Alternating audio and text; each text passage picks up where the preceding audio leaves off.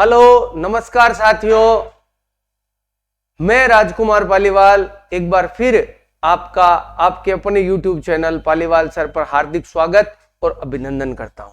साथियों, अपन पिछले वीडियो में राजस्थान की कला एवं संस्कृति से संबंधित बातें पढ़ रहे थे। आज आपके लिए कुछ डिफरेंट पॉलिटी के प्रश्न लेकर आया हूं, क्योंकि बच्चों की मांग थी कही कि सर वो पॉलिटी के क्वेश्चन भी बनाइए, तो मैं आपके लिए पॉलिटी के क्वेश्चन लेके आया हूं। बहुत ही जोरदार सेशन होने वाला है आज का। आप ज्यादा से ज्यादा क्लास को लाइक कर दीजिए, शेयर कर दीजिए अपने साथियों के साथ, और अगर चैनल पर आप नए आए हैं तो 100% सब्सक्राइब कर दीजिए। आज का सेशन बहुत ही गजब होने वाला है साथियों। बिना देर किए हुए मैं प्रश्नों की ओर चलता हूं। तो पहला प्रश्न है, किस संविधान संशोधन से राजस्थान, एक सेकंड इसको चेंज कर लेते हैं, अपन कलर वगैरह चेंज कर लेते हैं थोड़ा। किस संविधान संशोधन के द्वारा राजस्थान में राज प्रमुख संस्था का लोप कर दिया गया? देखिए साथियों, राज प्रमुख जो पद है उस वो वर्तमान में नहीं है, इसे हटाया कब गया? उससे पहले थोड़ा सा अपन देख लेते हैं कि राज प्रमुख का जो पद है इसका राजस्थान में क्या अस्तित्व है। देखिए, पहले राज प्रमुख होता था, वर्तमान में इसकी जगह होता है राज्यपाल। अब राज्यपाल का पद कर दिया, राज प्रमुख के पद को रिप्लेस करके राज्यपाल का पद कर दिया। अब प्रश्न उठता है कि राजस्थान में राज प्रमुख कौन बने? तो मैं बात बताऊं आपको, तो राजस्थान में जो राज प्रमुख बने वो एक ही बने, सवाई मानसिंह। सवाई मानसिंह, इन्हें राजस्थान का प्रथम राज प्रमुख कह दीजिए या राजस्थान का अंतिम राज प्रमुख कह दीजिए। राजस्थान में एक ही राज प्रमुख बने थे, सवाई मानसिंह। अब बात आती है कि यह पद हटाया कब किया गया? तो यह पद हटाया गया 7वें संविधान संशोधन 1956 के द्वारा। 7वें संविधान संशोधन 1956 के द्वारा जो है वो राज प्रमुख संस्था का पद लोप कर दिया गया। अब कई बार, हालांकि बहुत कम चांस है कि ये प्रश्न पूछ ले, लेकिन अगर पूछ ले कि वर्तमान में संविधान के कौन से अनुच्छेद में राज प्रमुख शब्द मिलता है, तो संविधान का एक ही अनुच्छेद है जहां अब भी राज प्रमुख शब्द है, अनुच्छेद 361। अभी भी अनुच्छेद 361 में राज प्रमुख जो शब्द है वो मिलता है। लेकिन प्रश्न ये था कि इसे हटाया कब गया? तो इसे 7वें संविधान संशोधन 1956 के द्वारा संविधान से लोप कर दिया गया, हटा दिया गया। चलते हैं दूसरे प्रश्न की ओर फटाफट। राजस्थान लोक सेवा आयोग के सदस्य की संख्या व सेवा शर्तें कौन तय करता है? देखिए, संविधान के अनुच्छेद 315 से 323, अनुच्छेद 315 से 323 तक राज्य लोक सेवा आयोग, संयुक्त लोक सेवा आयोग और संघ लोक सेवा आयोग का वर्णन मिलता है। इसमें यह प्रश्न पूछा गया है कि राजस्थान लोक सेवा आयोग के सदस्यों की संख्या और सेवा शर्तें कौन तय करता है? यह काम राज्य के राज्यपाल द्वारा किया जाता है। राज्यपाल इनको जो है वो तय करता है कि भाई कितने सदस्य होंगे वगैरह। अब यदि इनकी बात करें तो आरपीएससी में सदस्य संख्या, आरपीएससी में सदस्य संख्या जो है वो है 7, और एक हो गया अध्यक्ष। 7 सदस्य और एक अध्यक्ष को मिलाकर आरपीएससी में टोटल 8 सदस्य होते हैं। लेकिन मैं आपको यह क्यों बता रहा हूं कि राजस्थान में अपन ये क्यों देख रहे हैं कि राजस्थान में जो सदस्य संख्या है वो 7 क्यों बता रहा हूं मैं आपको? क्योंकि हाल ही में जो प्रश्न आया था सेकंड ग्रेड में, उसमें पूछा गया था कि आरपीएससी में सदस्यों की संख्या कितनी है अध्यक्ष के अलावा। तो अध्यक्ष के अलावा साथियों यदि अपन बात करें तो आरपीएससी में सदस्यों की संख्या 7 है, अध्यक्ष को जोड़ दें तो संख्या 8 है। आरपीएससी का मुख्यालय कहां है बताने की आपको आवश्यकता नहीं है, ये अजमेर में है। ठीक है, चलते हैं तीसरे प्रश्न की ओर। सरपंच और उप सरपंच की अनुपस्थिति में ग्राम सभा के बैठकों की अध्यक्षता करता कौन है? अब देखिए, पहली बात तो ग्राम सभा का अध्यक्ष, ग्राम सभा का अध्यक्ष, ग्राम सभा का जो अध्यक्ष होता है साथियों, वो कौन होता है? ग्राम सभा का अध्यक्ष ये होता है सरपंच। अब सरपंच उपस्थित नहीं होता तो उप सरपंच कर लेता है, लेकिन यहां प्रश्न यह है कि ना सरपंच है ना उप सरपंच है, तो ग्राम सभा की अध्यक्षता करेगा। तो कोई भी उपस्थित व्यक्ति जो इस उद्देश्य के लिए चुना जाता है वो ग्राम सभा की बैठकों की अध्यक्षता करेगा। ग्राम सभा एक बहुत महत्वपूर्ण संस्था होती है। ये राजस्थान में सबसे छोटी इकाई होती है। किसकी? ये राजस्थान में प्रत्यक्ष लोकतंत्र की सबसे छोटी इकाई है।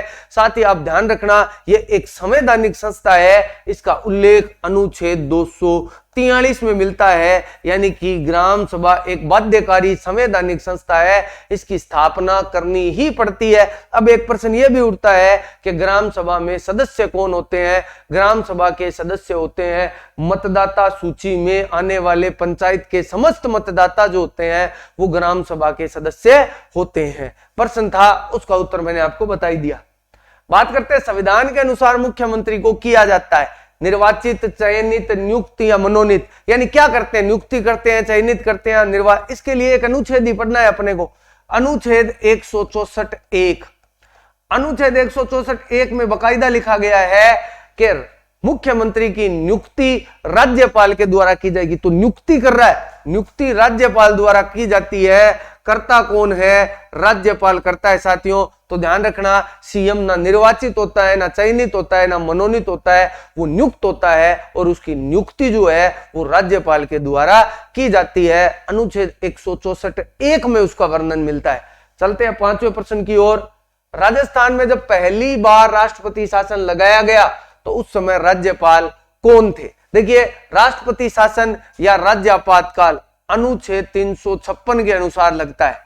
अनुच्छेद 356 के अनुसार राष्ट्रपति जो है वो राज्य आपातकाल की घोषणा करता है। अब ये राज्य आपातकाल जब घोषित होता है तो चाहे भले ही अनुशंसा राज्यपाल करे या न करे, बाद में राज्यपाल जो है वो केंद्र के अभिकर्ता के रूप में जो है वो राज्य का शासन चलाता है। तो राज्यपाल बहुत महत्वपूर्ण पद होता है। इस स्थिति में जब राष्ट्रपति शासन लगता है तो प्रश्न यह पूछ रहा है कि राजस्थान में जब पहला राष्ट्रपति शासन लगा तो उस समय राज्यपाल कौन था? तो संपूर्णानंद जी उस समय राजस्थान के राज्यपाल हुआ करते थे। साथियों, ये जो आपातकाल लगता है इसमें आपको एक और बात ध्यान रखनी है, एक बार लगने वाला आपातकाल 3 वर्ष से ज्यादा समय के लिए नहीं लगाया जा सकता। 3 वर्ष के भीतर चुनाव करवाने जरूरी होते हैं। चलते हैं अगले प्रश्न की ओर। छठा प्रश्न, राज्य में संसदीय सचिव किसके समक्ष शपथ या प्रतिज्ञान करता है? अगर राज्य की बात करें, संसदीय सचिव की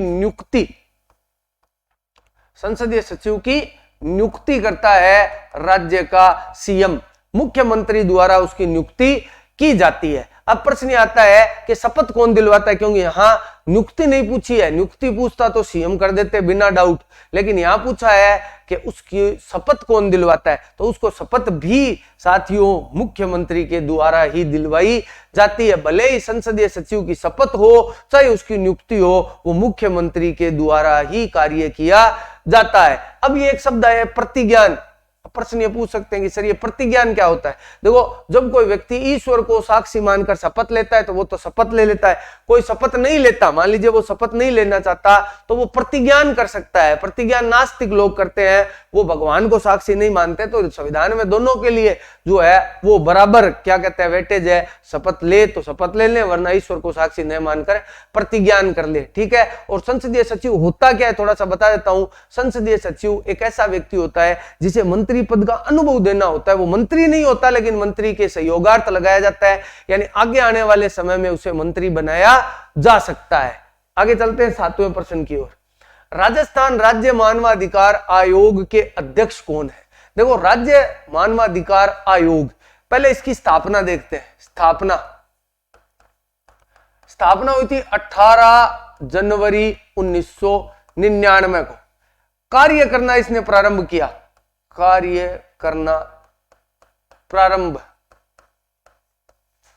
इसने किया मार्च 2000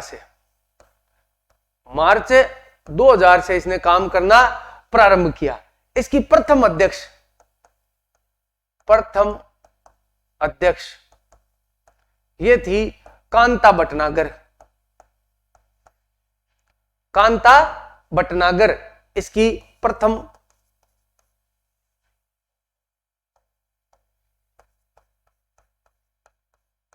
अध्यक्षा हो गई। अब बात यह आती है कि वर्तमान इसके अध्यक्ष कौन है? गोपाल कृष्ण व्यास वर्तमान में इसके अध्यक्ष है। एक और प्रश्न अभी आया था कि इसमें सदस्य संख्या कितनी होती है। इसमें सदस्य संख्या होती है 1 और 2, यानी 1 अध्यक्ष और 2 सदस्य, अध्यक्ष और 2 सदस्य। ये स्ट्रक्चर होता है 1 + 2 का, यानी 1 अध्यक्ष और 2 सदस्य इसके जो है वो सदस्य होते हैं। बात करते हैं 8वें प्रश्न की। निम्न में से कौन सा कथन राज्यपाल के बारे में सत्य नहीं है? राज्यपाल के बारे में कौन सा कथन निम्न में से सत्य नहीं है? तो देखो, उसका कार्यकाल 5 वर्ष होता है, एकदम सच्ची बात, सत्य। वह राष्ट्रपति के प्रसाद पर्यंत अपना पद धारण करता है, बिल्कुल सत्य, कोई दिक्कत नहीं है। अपने उत्तराधिकारी के पद ग्रहण तक वह पद पर बना रहता है, बिल्कुल सत्य, कोई दिक्कत नहीं है। 3 सत्य है तो चौथा वैसे ये सत्य हो गया। उसे महाभियोग प्रक्रिया द्वारा हटाया जाता है? नहीं, उसे महाभियोग प्रक्रिया द्वारा नहीं हटाया जाता। राज्यपाल का तो लिख रखा है ना, वह राष्ट्रपति के प्रसाद पर्यंत अपना पद धारण करता है, यानी जब चाहे राष्ट्रपति राज्यपाल को उनके पद से हटा सकते हैं। मेरे कहने का मतलब यह है कि महाभियोग प्रक्रिया से राज्यपाल को नहीं हटाया जाता, राज्यपाल को बिना महाभियोग प्रक्रिया के ही हटा दिया जाता है। कोई प्रक्रिया नहीं होती, जब राष्ट्रपति चाहता है उस समय उसे उसके पद से हटा सकता है, कोई दिक्कत नहीं है। चलते आगे 9वें प्रश्न की ओर।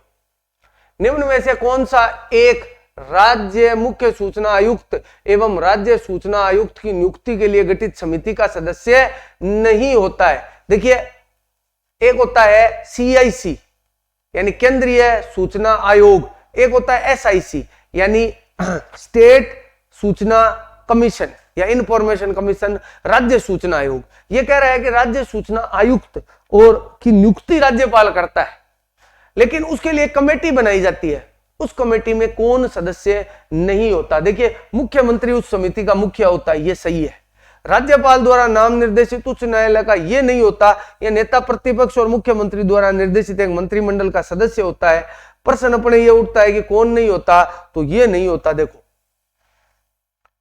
राज्यपाल द्वारा नाम निर्देशित उच्च न्यायालय का एक न्यायाधीश उसमें सदस्य नहीं होता। मुख्यमंत्री भी होता है, विधानसभा नेता प्रतिपक्ष भी होता है और मुख्यमंत्री द्वारा निर्देशित एक मंत्री भी उसमें होता है, लेकिन उसमें कोई न्यायाधीश नहीं होता। राज्य सूचना आयोग में एक आयुक्त और अधिकतम 10 सदस्य होते हैं। और वैसे तो आपको पता होगा कि सूचना का अधिकार अधिनियम 2005 RTI 2005 में पूरे देश में लागू हुआ था।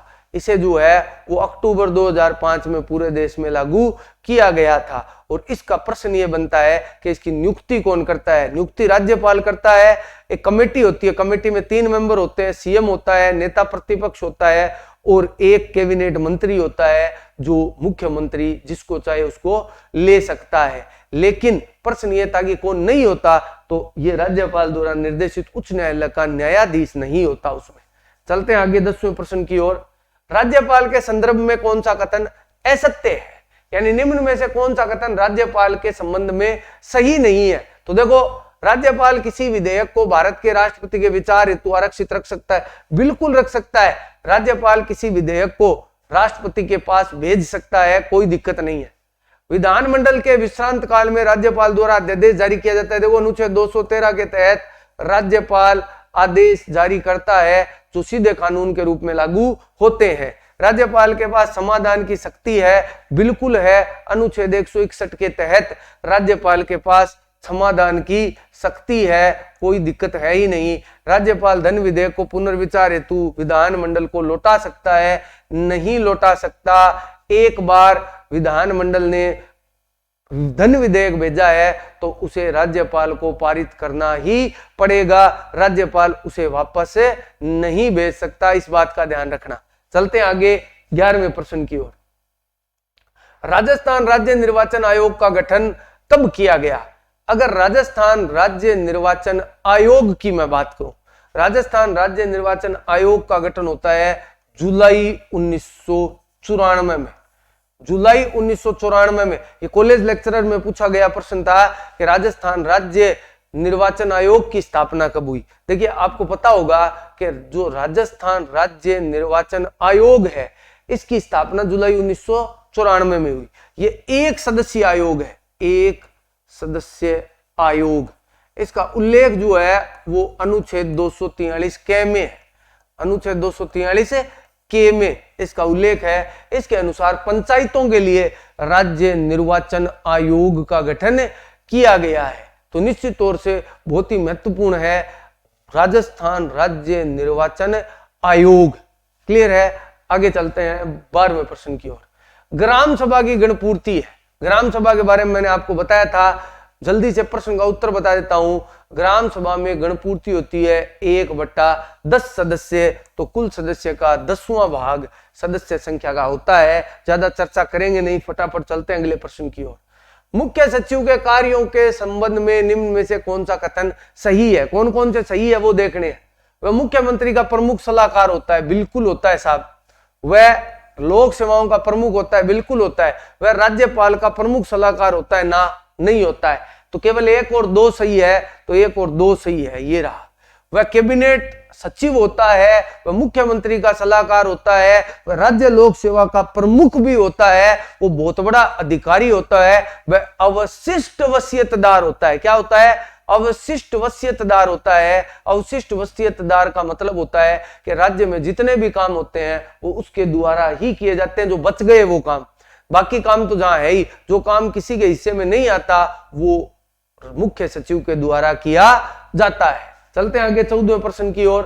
राजस्थान में एकमात्र सीएम जो निर्वाचित और मनोनीत दोनों पदों पर रहे, यानी राजस्थान के एक ऐसे मुख्यमंत्री जो निर्वाचित भी बने और मुख्यमंत्री बने और वो जो है वो मनोनीत मुख्यमंत्री भी रहे, ये है जोधपुर के पंडित जयनारायण व्यास। जयनारायण व्यास निर्वाचित मुख्यमंत्री भी रहे और मनोनीत मुख्यमंत्री भी रहे थे। राजस्थान में जब पहले 1949 में 30 मार्च को राजस्थान का गठन हुआ था तो उस समय निर्वाचित मनोनीत मुख्यमंत्री होते थे। बाद में टीकाराम पालीवाल प्रथम निर्वाचित मुख्यमंत्री, प्रथम निर्वाचित सीएम, और ये प्रथम सीएम हीरालाल शास्त्री। ठीक है। हरिदेव जोशी एक ऐसे सीएम जो 3 बार बने लेकिन कभी अपना कार्यकाल पूरा नहीं कर पाए, और पंडित जी एक ऐसे सीएम जो एक बार मनोनीत भी मुख्यमंत्री बने और एक बार निर्वाचित भी मुख्यमंत्री बने। फटाफट चलते हैं अगले प्रश्न की ओर। राजस्थान में नगर निगम के मुखिया को क्या कहते हैं? देखिए 3 इकाइयां होती है। एक होती है नगर पालिका, एक होती है नगर परिषद, और एक होती है नगर निगम। इनकी स्थापना कैसे होती है? जिस शहर की जनसंख्या या जिस नगर की जनसंख्या 20,000 से 1 लाख के बीच होती है, 20,000 से 1 लाख के बीच होती है, वहां नगर पालिका बनती है। जिसकी 1 लाख से 5 लाख के बीच होती है